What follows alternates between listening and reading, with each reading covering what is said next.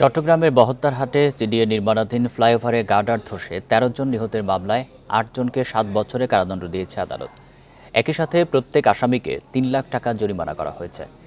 দুপুরে অতিরিক্ত মহানগর দায়রা জজ আদালত ৪-এর বিচারক শরীফুল আলম ভূঁইয়া এই রায় ঘোষণা করেন।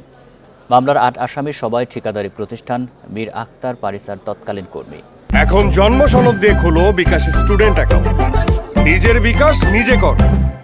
২০১২ সালে ২৪ নভেম্বর বহদ্দারহাটে ফ্লাইওভারের ৩টি গার্ডার ধসে চাপা পড়ে মৃত্যু হয় ১৩ জনের। এই ঘটনায় পুলিশ বাদী হয়ে ২৫ জনকে আসামি করে মামলা করে। পরে ৮ জনের বিরুদ্ধে চার্জশিট দেয়। পর্যবেক্ষণে আদালত জানায় ঠিকাদারি প্রতিষ্ঠানের গাফিলতির কারণেই এই দুর্ঘটনা।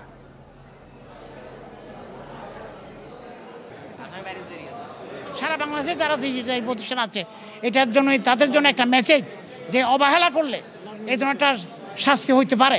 যেহেতু আসামির বিরুদ্ধে কোনো প্রত্যক্ষ সাক্ষী, কোনো পরোক্ষ সাক্ষী, কোনো এভিডেন্সই আসামির বিরুদ্ধে নেই, উচ্চ আদালত থেকে অবশ্যই আমরা খালাস পাবো, মুক্তি পাবো।